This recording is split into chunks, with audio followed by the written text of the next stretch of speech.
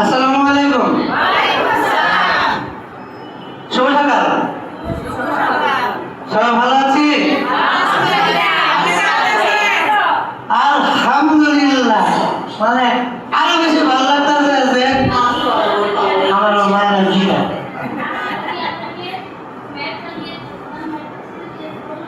না, আমার মানে আমার ভেতরে যে একটা ধারণা ছিল ওটা আস্তে আস্তে কাইটা যাইতেছে।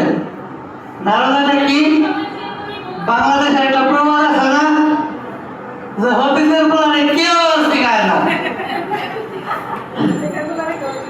এমন তাও হারে কেউ শিখায় না। তারা খোঁজ খবর এখন মায়ের আস্তে আস্তে নিতেছে। ধন্যবাদ সবাইকে।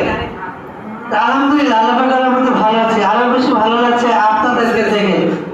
প্রতিদিন যখন আপনাদেরকে দেখি তখন মনটা না এমনি ভালো হয়ে যায়। রাতে চিন্তা করি যে কখন সকাল হবে তখন আমার বাবা মায়েদেরকে আমি দেখবো। মাঝে মধ্যে মনটায় চায় সেক্টর সাইডা দিই, সেবার কাজ আর করবো না, কাজ ছেড়ে দেব। কিন্তু যখন সকালে বুঝা নেই, ঘুম ভাঙার সাথে সাথে সব ভুলে যাই। সবাইকে অসংখ্য ধন্যবাদ।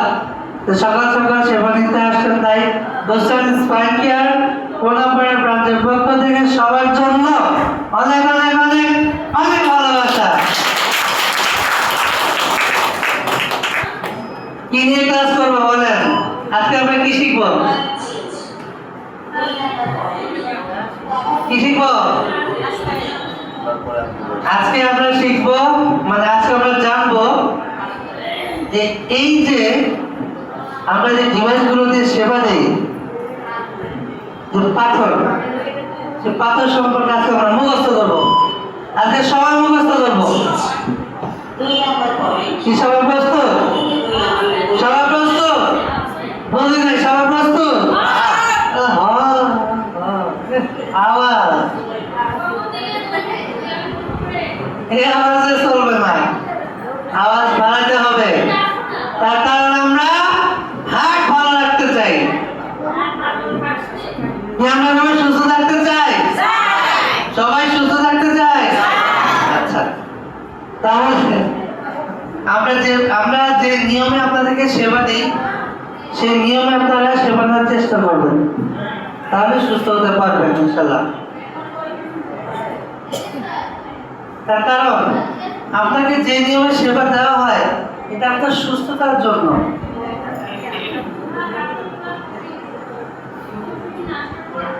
বলেন তো, যে ডিভাইসগুলোতে আমরা সেবা দিই, এই যে 3 বল বলেন, 9 বল, ম্যাট, তারপর হচ্ছে হিটিং বেড, তারপর হচ্ছে আমাদের অটো ডিভাইস, এই ডিভাইসগুলো কিসের তৈরি?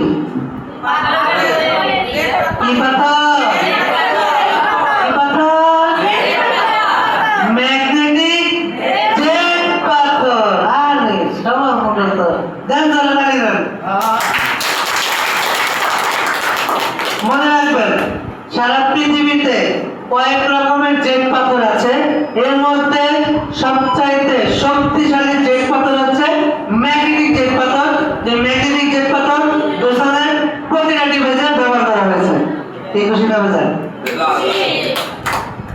তালি ধরে হবে তো।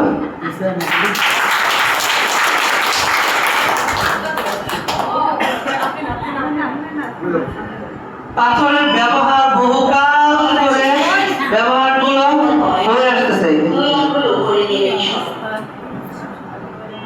তো বহুকাল থেকে আমাদের এই প্রাচীনকাল থেকে পাথরের ব্যবহার হয়ে আসতেছে। তো কিভাবে ব্যবহার হয় দেখেন, এই পাথরটা ব্যবহার করা হয়, তখন ব্যবহার করা হতো পাথর দিয়ে। তারা এইভাবে, আপনাদেরকে আমরা কি সমস্ত পানি খাওয়াইছি না বলেন? কি সমস্ত পানি খাওয়াইছি না? এটার উপকারিতা কি?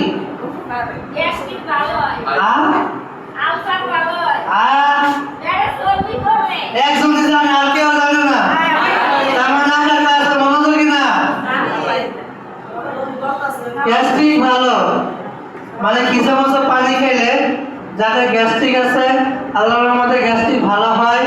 এবং অনেকে আলসারের সমস্যা, হ্যাঁ আলসারের সমস্যা হয়, বুক জ্বালা পোড়া, পেট জ্বালা পোড়া, পেটে চর্বি আছে, লিভারের চর্বি, এই প্রবলেমগুলো আল্লাহর রহমতে ভালো হয়ে যায়। এই পানিটা যদি আবার চোখে দেওয়া হয় তাহলে চোখে যাদের সমস্যা আছে, চোখ জ্বালা পোড়া করে, চোখ ব্যথা করে, চোখ দিয়ে পানি করে, আর কি করে, আর কি জানি করে না, হ্যাঁ চোখে ছানি পড়ে, চোখে ঝাপসা দেখা, চোখ চুলকায়, অ্যালার্জি আছে, এই প্রবলেম গুলো আল্লাহর মধ্যে ভালো হয়ে যায় সেই পানিটা চোখে দিলে।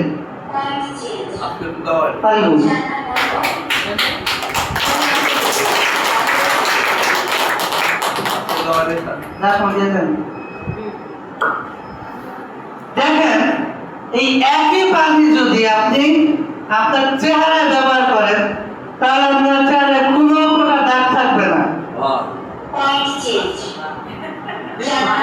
আবার জোর হয়ে যাবে।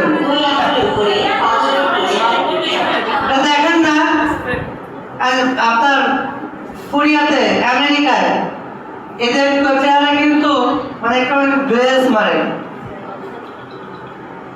গ্লাসে চকচক করে, তো চকচক করার কারণ তারা পাথরটাকে ব্যবহার করে এবং আদিকাল থেকে প্রাচীনকাল থেকে ব্যবহার হয়ে আসতেছে। এইবার আসেন এই যে পাথরের ব্যবহার হয়ে আসতেছে, পাথরের ব্যবহার হচ্ছে, পাথরটাকে এইভাবে ব্যবহার করা হচ্ছে এবং পাথরটা চেয়ারে মাসাজ করা হয়। আর শুধু তাই না, দেখেন আপনাদের না ম্যাগনেটিক জেট পাথরের উপকারিতা বলতে আমার ভয় লাগবে। তার কারণ হলো যে আমরা যখনই পাথর উপকারিতা বলি তখনই আমাদের কোনো না কোনো ডিভাইস থেকে পাথর গায়েব হয়ে যায়। আপনারা যে হিটিং প্যাড ব্যবহার করেন, এই হিটিং প্যাডের পাথর কয়টা? হ্যাঁ 114টা। আমাদের হিটিং প্যাডে কয়টা আছে? আমাদের হিটিং প্যাডে 111টা আছে। বাকি দিনটা গেল কই? বাকি দিনটা গেল কই? সর্বনাশের জায়গায় হয়েছে যখন উপকারিতা বলছি তখন। এই যে আমরা যে পাথরের সেবাটা দেই আল্লাহ সরাসরি কুদরত, তাই না? আমরা আল্লাহর কুদরতি পাথরের সেবা দিই।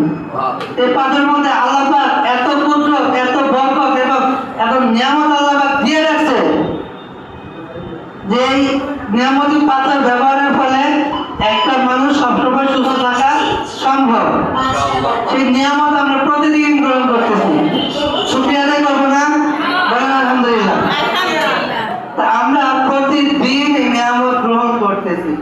তো এই প্রাচীনকাল থেকে তো পাথরের ব্যবহার আসতেছে, কিন্তু এই পাথরটা কিভাবে আসলো, পাথরটা কিভাবে পাওয়া গেল, এর পিছনে একটা গল্প আছে। গল্পটা কি?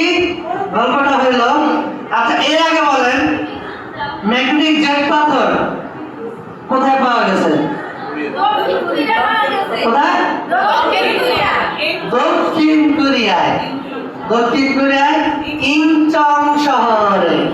এই যে নাম লেখা আছে শহরের নাম, তালহাসার আগে সব লেখা দেওয়া যায় যেন বাবা মারা সহজেই দেখে বলতে পারে। এই শহরের নাম কি? ইনচং। হ্যাঁ ইনচং। আজকে সবার কোরিয়ার ভাষা শিখাই দেবো। ইনচং শহরে পাথরটা পাওয়া যায়। এর আগে পাথর পাওয়ার আগে আরেকটা আশ্চর্য ঘটনা আছে, সেটা হলো ইনচং শহরে ওয়াংলি নামের একটা ছেলে থাকতো। ছেলের নাম কি? ওয়াংলি। ওয়াংলি নামের একটা ছেলে থাকতো। ওই ছেলেটা সবার উপকার করত। তো একদিন ওয়াংলি মানে নিজের মনে, আমরা অনেক সময় আমাদের নিজের মনে আমরা হাঁটি না, হ্যাঁ যেদিকে মন সেদিকে যাইতে থাকি। তো ওয়াংলি একদিন মানে হাঁটতে হাঁটতে একদম ভিতরে জঙ্গলের গভীরে চলে যায়। যাওয়ার পরে এক বৃদ্ধ লোকের সাথে তার দেখা। তো বৃদ্ধ লোকটা ওয়াংলিকে বলল যে এই বালক, তুমি এমন একটা বালক, এই আশ্চর্য পাথর পাওয়ার যোগ্য, এই উপহার তুমি পাওয়ার যোগ্য। এটা বলে ওয়াংলির হাতে একটা পাথর দিল। পাথর দেওয়ার পর ওয়াংলিকে সতর্ক করে দিছে, সাবধান, তুমি কিন্তু এই পাথরটা কারো কাছে দিবা না, তোমার কাজ ছাড়া করবে না, তোমার কাছ থেকে যদি পাথর না হারায়। এটা বলে ওয়াংলিকে পাথরটা উপহার দেওয়া হয়।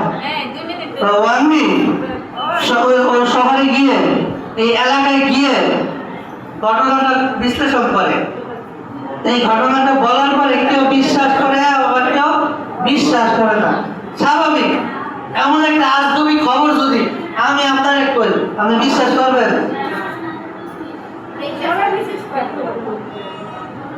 হঠাৎ যদি এমন একটা আজগবি খবর বলি, কেউ বিশ্বাস করবো? তো ওরকমই ওয়াংলি যখন এই ঘটনাটা বিশ্লেষণ করে, তখন কেউ বিশ্বাস করে, কেউ বিশ্বাস করে না। তা এখন কিছুদিনের মধ্যে ইনচন শহরে একটা বিরল রোগ দেখা যায়, চুলকানি জনিত রোগ। তো ওই রোগে সবাই আক্রান্ত হয়, কিন্তু ওয়াংলির কিছুই হয় না। কারণ কি? ওয়াংলির কাছে পাথর আছে, সে আশ্চর্য পাথর আছে। সেই থেকে ওই শহরের সবাই বিশ্বাস করতে থাকলো যে না, ওয়াংলির কাছে ওই পাথর আছে বলে ওয়াংলির কিছুই হয় নাই। এরপরে অনেকেই ওয়াংলির কাছ থেকে জোর করে পাথরটা নিতে চাইলো, ওয়াংলির কাছ থেকে অনেক টাকা দিয়ে পাথরটা নিতে চাইলো, কিন্তু ওয়াংলি দিল না। কেন দিল না? ওই যে বুড়া লোকটার কথা দিছে যে এই পাথর ওয়াংলির কাছ থেকে যেন না হারায়, তো ওয়াংলি দেয় নাই। তবে কিছুদিনের মধ্যে ওই ইনচন শহরে সবাই একটা পাহাড় খুঁজে পায়, একটা পাহাড়ের সন্ধান পায়, বিশাল একটা পাহাড়। ওই পাহাড়ের কাছে গিয়ে সবাই দেখলো এই যে পাহাড়ের পাথর আর ওয়াংলির কাছে যে পাথর আছে, এই দুটো হচ্ছে সেম পাথর, একই পাথর, ম্যাগনেটিক চেক পাথর, তাই হবে।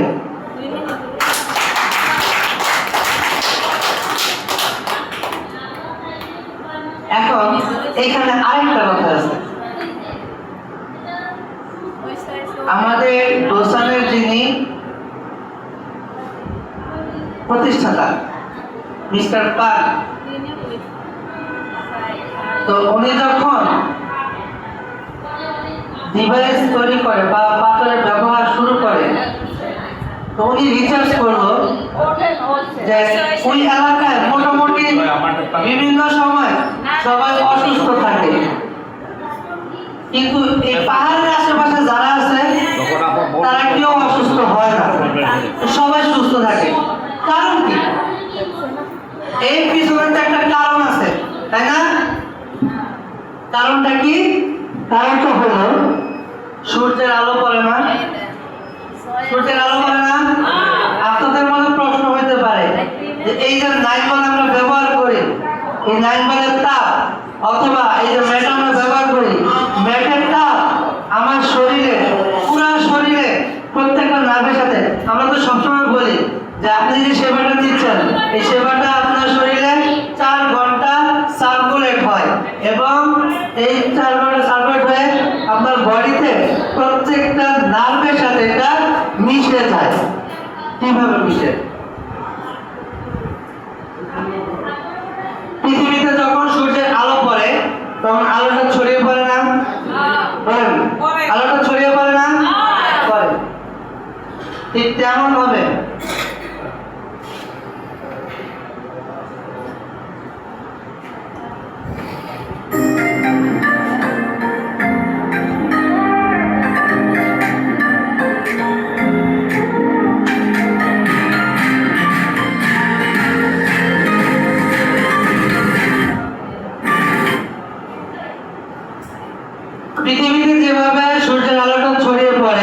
ঠিক তেমন ভাবে আমরা যে আশ্চর্যজনক আল্লাহর কুদরতি পাথর, এই যে এটা হচ্ছে সেই ম্যাগনেটিক জেট পাথর।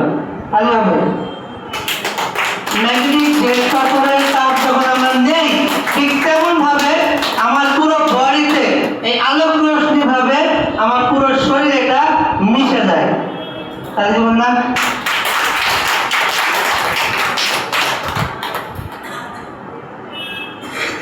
এই বিষয়টাই মিস্টার পান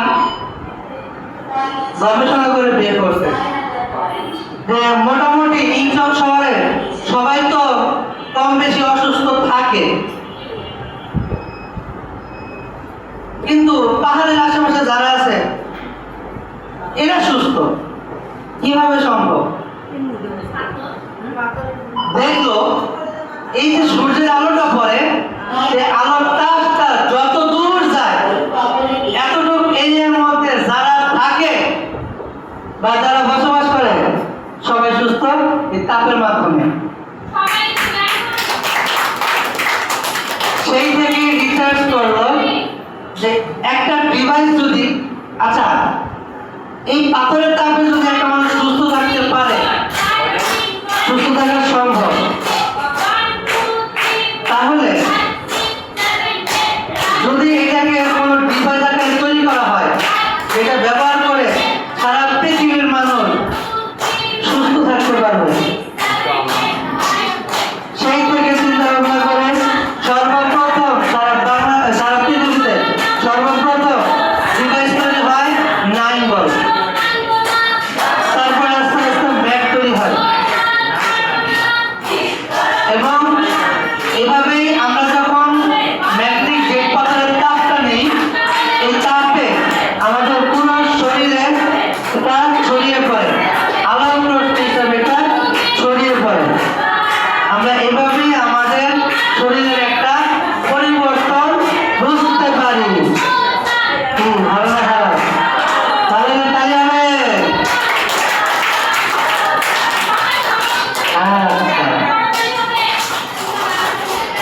ম্যাগনেটিক জেট পাথর আগেই বলেছি জানলার কুদরতি পাথর, তাই না? জি।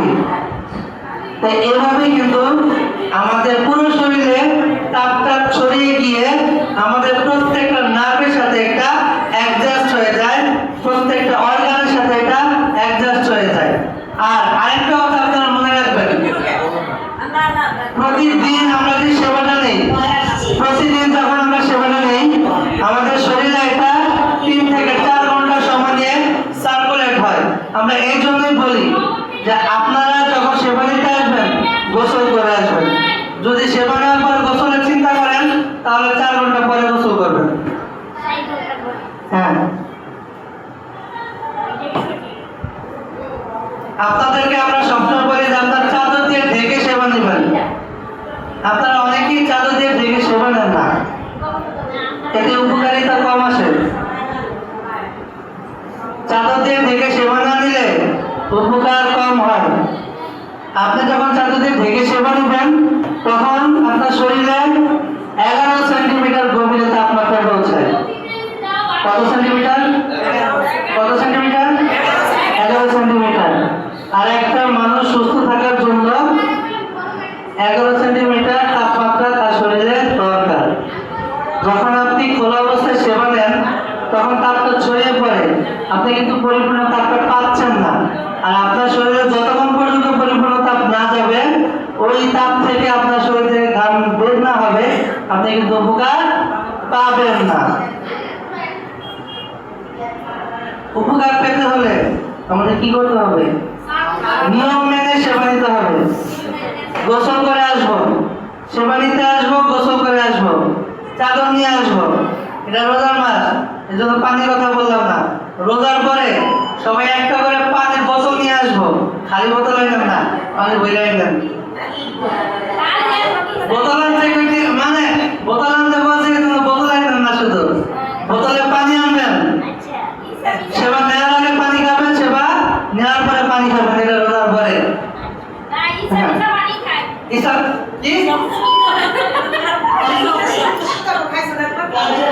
আচ্ছা, সবার কাছে একটু জানতে চাই,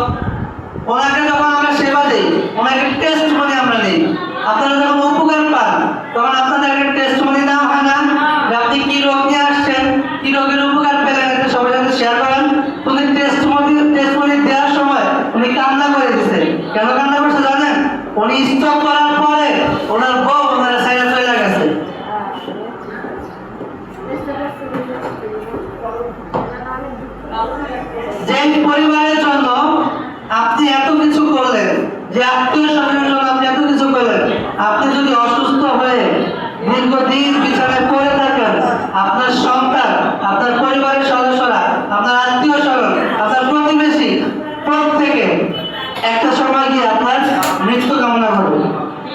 ভুল বললাম? ভুল বলছি? অসুস্থ মানুষকে কিন্তু কেউ পছন্দ করে না, তার কারণ অসুস্থ মানুষ একটা বোঝা, সমাজের বোঝা।